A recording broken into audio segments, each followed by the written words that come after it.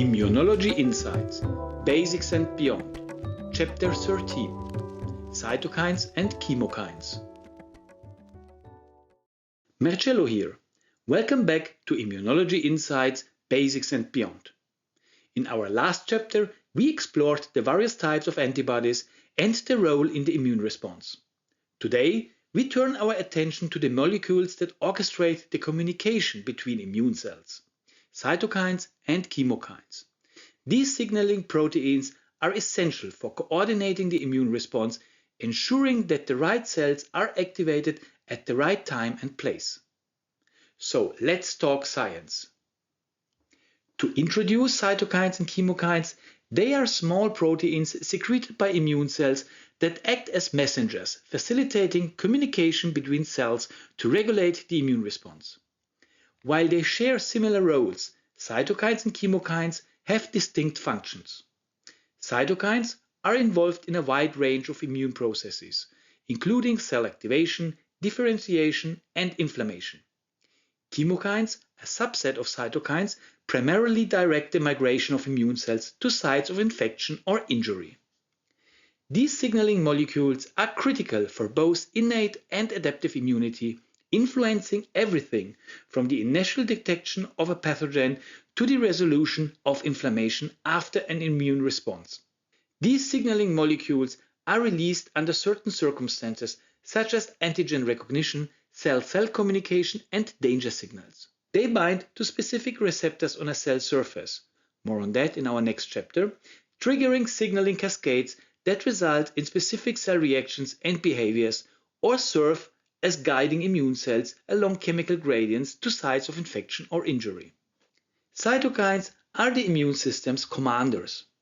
Cytokines are produced by various cells of the immune system, including macrophages, dendritic cells, T cells, and B cells.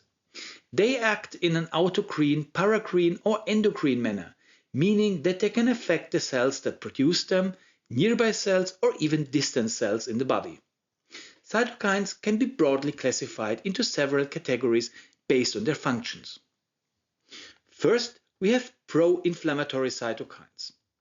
These cytokines, such as tumor necrosis factor alpha or TNF-alpha, interleukin-1 or IL-1, and interleukin-6 or IL-6, are crucial for initiating and sustaining the inflammatory response. They help recruit immune cells to sites of infection or injury and activate other immune cells to fight off pathogens. Then we have anti-inflammatory cytokines.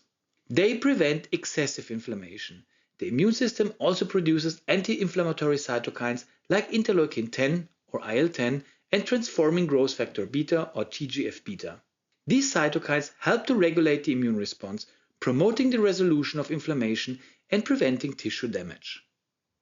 Then we have interferons. These are a group of cytokines including interferon alpha or IFN alpha and interferon gamma or IFN gamma that play a key role in antiviral defense. Interferons help to inhibit viral replication and activate immune cells to clear infected cells. Next, we have colony-stimulating factors or CSFs. These cytokines, such as granulocyte macrophage colony-stimulating factor, or in short GM-CSF, stimulate the production and differentiation of white blood cells in the bone marrow, ensuring a ready supply of immune cells during an infection. Last but not least, we have growth factors. Cytokines like interleukin-2 or IL-2 and interleukin-7 are involved in the growth and survival of immune cells, particularly T cells. IL-2, for example, is essential for the proliferation of activated T cells during an immune response. Let's have a look at signature cytokines and chemokines of key immune cells. To dive a bit deeper, here are the main cytokines and chemokines associated with specific immune cell types that we already covered in the previous chapters. Let's start with neutrophils. Neutrophils are recruited to infection sites by chemokines such as CXCL8. CXCL8 is also called interleukin-8 or IL-8. Pro-inflammatory cytokines like TNF-alpha or IL-1 beta enhance neutrophil activation and function. Then come eosinophils. The recruitment of eosinophils is largely driven by CCL11 or eotaxin, along with IL-5, which promotes their survival and activation. Then we have basophils. CCL2 and IL-3 play key roles in basophil recruitment and activation, alongside with IL-4 and IL-13, which drive allergic inflammation. Then, of course, we have T cells. Different T cell subsets are influenced by distinct cytokines.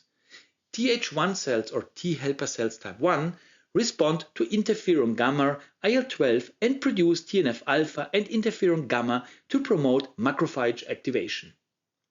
Th2 cells are activated by IL-4 and secrete themselves IL-4, IL-5 and IL-13 to support B cell activation and eosinophil recruitment.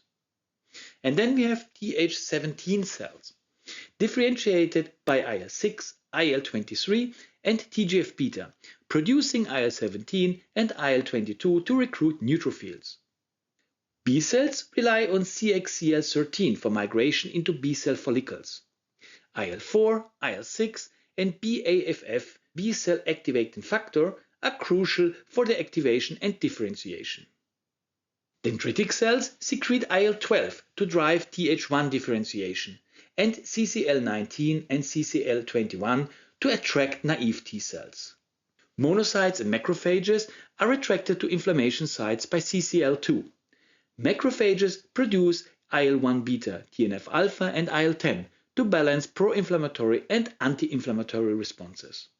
On the other hand, chemokines are the immune system's navigators. Chemokines are specialized subsets of cytokines that primarily guide the migration of immune cells to sites where they are needed, such as areas of infection, injury, or inflammation.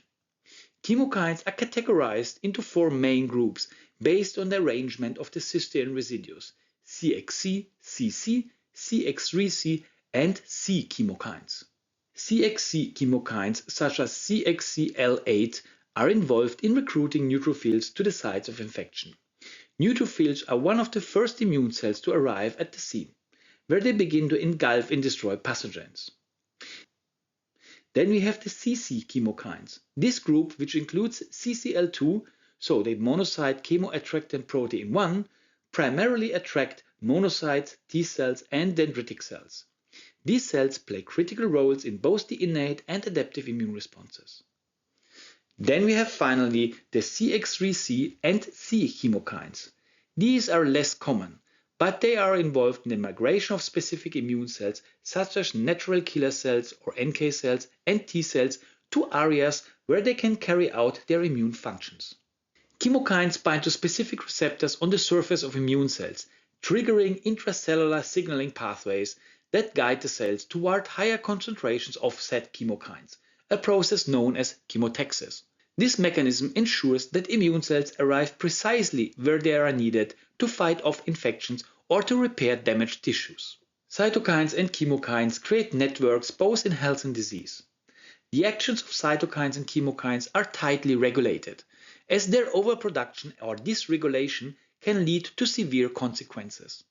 Inflammatory diseases such as rheumatoid arthritis and inflammatory bowel disease often involve excessive production of pro-inflammatory cytokines, leading to chronic inflammation and tissue damage. In contrast, insufficient production of cytokines can result in an inadequate immune response, leaving the body vulnerable to infections. For example, patients with immunodeficiencies may have reduced levels of certain cytokines, impairing their ability to fight off infections effectively. The so-called cytokine storm is a phenomenon where an excessive and uncontrolled release of pro-inflammatory cytokines occurs, leading to severe inflammation and tissue damage. This has been observed in conditions such as sepsis, but also in severe viral infections like COVID-19 and certain autoimmune diseases. Sepsis is a life-threatening condition caused by a dysregulation in the immune response to infection that can result from bacterial, viral, or fungal infections and often leads to systemic inflammation and organ failure. Managing cytokine storms is a critical aspect of treating these conditions, often requiring the use of immunosuppressive therapies to reduce inflammation. Of course, there are also therapeutic applications of cytokines and chemokines. Given their central role in the immune response, cytokines and chemokines have become targets for therapeutic intervention in a variety of diseases. Cytokine therapies, such as the use of interferons in viral infections and certain cancers, aim to boost the immune response. In contrast, cytokine inhibitors, such as TNF-alpha blockers, used in rheumatoid arthritis, are designed to reduce excessive inflammation and prevent tissue damage. These therapies have transformed the treatment of autoimmune and inflammatory diseases, improving the quality of life for many patients. A prominent example is the IL-2 treatment. IL-2, as essential growth factor for T cells, is used in cancer immunotherapy to enhance the proliferation and activation of cytotoxic T cells, particularly in metastatic melanoma and renal cell carcinoma. While effective in boosting the immune response, IL-2 therapy must be carefully managed due to its potential for severe side effects. Chemokine receptor antagonists are also being developed as potential therapies to block the recruitment of immune cells in conditions where their presence causes more harm than good, such as in chronic inflammatory diseases or cancer. To conclude, cytokines and chemokines are the conductors and navigators of the immune system respectively, orchestrating the complex interactions between immune cells that are essential for an effective immune response. Their precise regulation is crucial for maintaining a balanced immune system that can protect against infections without causing harm to the body. In our next chapter, we will explore the various markers and receptors that are critical for the immune cell function, including the CD markers, toll-like receptors, and other important molecules that help the immune system identify and respond to pathogens. Stay with us as we continue to delve into the fascinating world of immunology. Before closing, I have a small request. If you enjoyed my content and want to hear more, like and subscribe. It's a small step for you, but it helps me a lot.